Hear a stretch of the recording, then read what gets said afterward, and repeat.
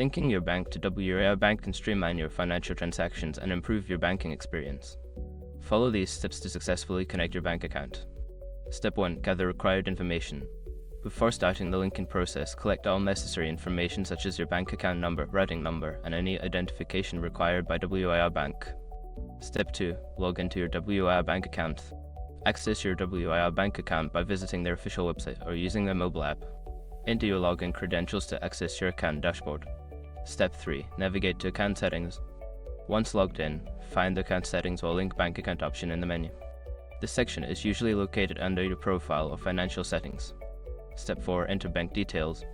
Make sure your information is protected first. Most people don't think about breaches until something actually happens to their accounts. Use SROC to monitor your accounts 24/7 and instantly alert you if your information appears in leaked databases online. It constantly checks billions of breached data points in the background.